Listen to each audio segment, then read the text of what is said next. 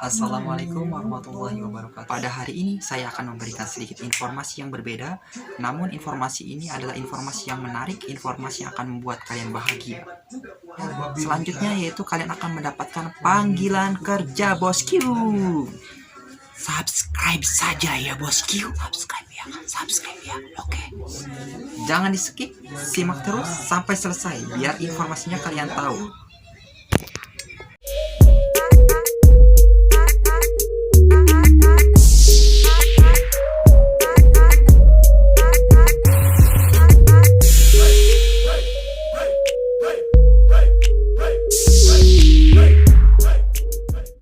Baiklah bosku, di sini sudah terlihat jelas alur diagram. Saya membuat alur diagram ini secara step by step agar bosku mengerti ya bosku tentang masalah pekerjaan. Saya akan menjelaskan satu persatu tentang job street dari awal ya bosku. Mungkin kemarin bosku sudah menginstal aplikasi Jobstreet dan sudah membuat akun dari aplikasi tersebut. Kemudian saya juga telah memberikan bagaimana setting akun Jobstreet ya bosku. Baiklah, bagi kalian semua mungkin ada di antara kalian yang belum menyimak video ini dari awal sampai akhir. Nah, mungkin agak sedikit bingung ya masalah bagaimana install aplikasi Jobstreet dan setting akun Jobstreet. Itu sudah saya jelaskan di video sebelumnya. Karena itu untuk yang belum, jadi saya tidak akan menjelaskan kembali masalah install dan setting akun Jobstreet. Mungkin kalian bisa menyimak video sebelumnya ya bosku. Baiklah bosku, kita langsung saja masuk ke pembahasan. Di sini setelah kalian mempunyai Jobstreet lalu mengapply lamaran, nah di sini kalian akan mendapatkan konfirmasi dari HRD. Konfirmasi ini kira-kira 1 atau 2 minggu setelah kalian mengapply lamaran lewat Jobstreet. Kenapa panggilan interview untuk konfirmasi kepada kalian itu selama 1 atau 2 minggu bahkan sampai ada yang 1 bulan? Karena dari pihak HRD akan menyeleksi data kalian yang selama ini kalian buat di dalam setting akun Jobstreet tersebut. Nah, setelah itu jika data kalian memungkinkan untuk posisi yang dilamar, maka pihak HRD akan mengkonfirmasi kalian, baik itu lewat telepon ataupun lewat Baiklah bosku, ini adalah salah satu contoh panggilan email saya ya bosku, bahwa dari pihak HRD telah mengkonfirmasi saya lewat email ini untuk jadwal schedule yang akan dilaksanakan di hari Senin ataupun Selasa ataupun hari Rabu yang ditentukan oleh pihak HRD. Jika kalian mendapatkan jadwal tes, namun kalian mendapatkan kendala atau musibah atau tidak dapat menghadiri tes tersebut karena ada keperluan, nah di sini kalian itu harus mengkonfirmasi pihak HRD bahwa kalian tidak bisa mengikuti tes tersebut karena ada halangan. Kemungkinan nanti dari pihak HRD akan memberikan waktu luang di hari selanjutnya.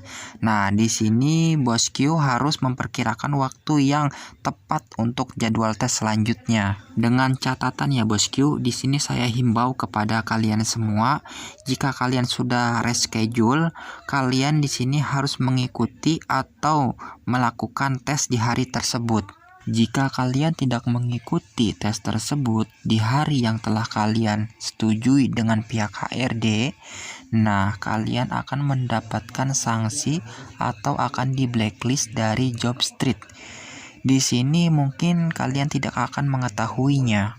Ketika kalian mengapply lamaran kembali, kalian akan sulit mendapatkan panggilan interview kembali bosku. Untuk peraturan tahun 2019 kemarin itu selama 6 bulan kalian tidak akan dapat mengapply lamaran lewat akun Jobstreet tersebut ya bosku. Walaupun kalian dapat mengapply lewat lamaran Jobstreet tersebut, namun dari pihak perusahaan nama kalian akan dicontreng ya bosku. Jadi ada peraturannya seperti itu ya bosku. Nah, untuk peraturan 2020 ini mungkin saya belum mengetahui bagaimana kelanjutan peraturan itu, ataukah bertambah, ataukah masih tetap sama seperti yang kemarin ya bosku. Jadi yang terpenting untuk kalian ya bosku, jika kalian tidak cocok dengan panggilan interview ini atau panggilan tes undangan ini, kalian bisa dapat menghubungi pihak HRD bahwa kalian sudah mendapatkan pekerjaan di perusahaan lain. Walaupun kalian belum mendapatkan pekerjaan di perusahaan lain ataupun kalian sedang mendapatkan interview di perusahaan lain. Nah, jadi kalian langsung membicarakan ini kepada pihak HRD bahwa saya tidak bisa mengikuti tes tersebut karena saya sudah mendapatkan pekerjaan.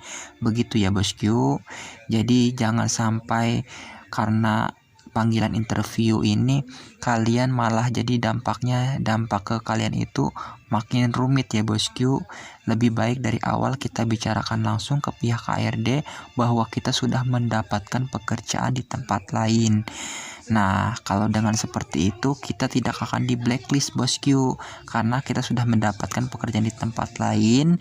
Nah, kita juga sudah memberitahukan bahwa real kenyataan itu sudah benar karena ketika kita menunggu panggilan interview dari pihak perusahaan yang memanggil kita, nah panggilannya itu terlalu lama. Jadi pihak HRD pun dapat memaklumi hal tersebut.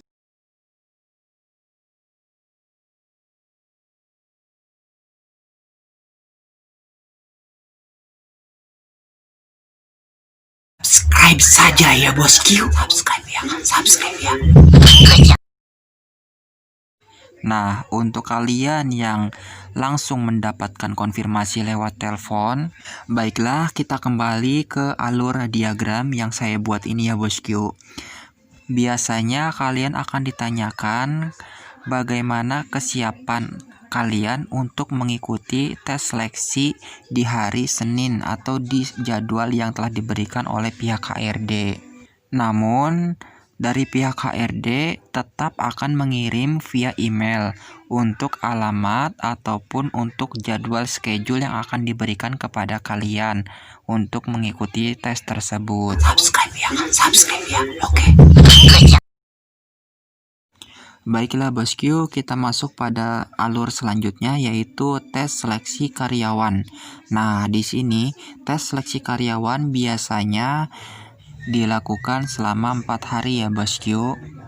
Di sini hari pertama, hari kedua, hari ketiga, dan hari keempat pihak HRD yang menentukan hari Senin atau hari Selasa. Yang jelas akan dilakukan selama 4 hari tergantung perusahaannya ya bosku.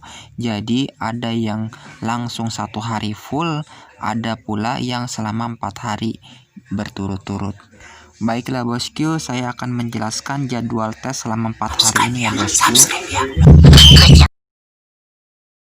Baiklah bosku, di sini telah saya buat untuk step by step alur diagramnya ya bosku untuk hari pertama, hari kedua, dan hari berikutnya. Nah, untuk hari pertama ini biasanya akan dilaksanakan tes psikotes.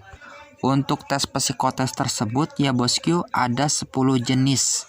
Jadi ada 10 jenis tes dilakukan selama 1 hari full. Untuk pembahasan 10 jenis tes ini saya akan buat videonya di video selanjutnya ya bosku. Saya akan memaparkan soal-soal apa saja yang akan keluar di tes tersebut dan saya akan berikan soal-soalnya ya bosku.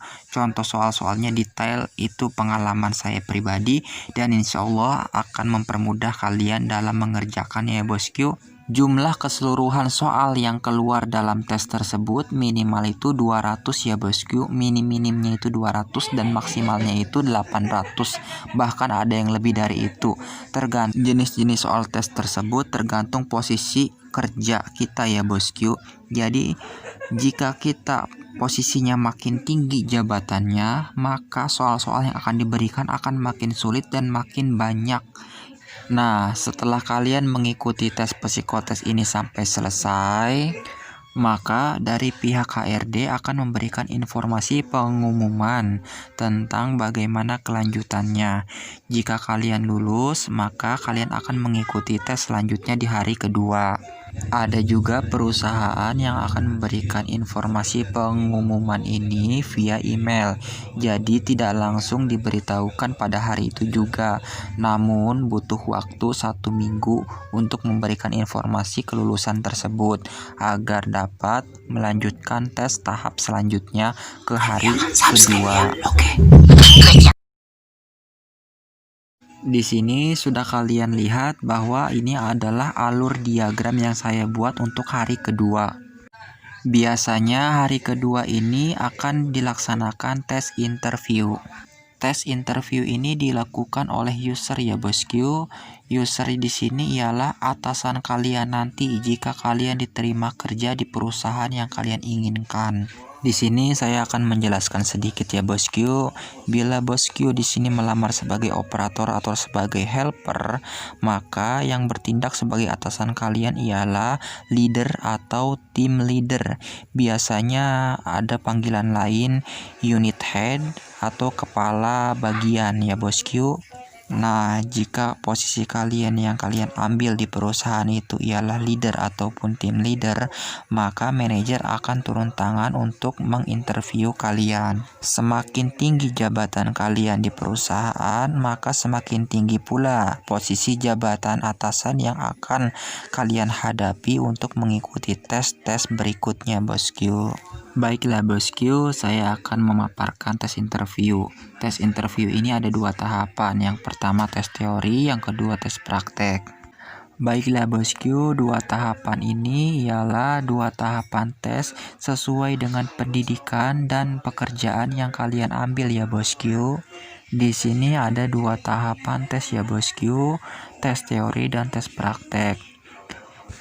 Kedua tes ini tidak akan jauh dari pendidikan kalian atau pekerjaan yang kalian ambil di perusahaan tersebut. Saya berikan contohnya ya bosku. Jika kalian seorang sarjana teknik elektro, maka soal-soal yang akan keluar atau soal-soal yang akan diberikan oleh supervisor ataupun manajer ialah mengenai elektro juga ya bosku, baik itu arus lemah ataupun arus kuat.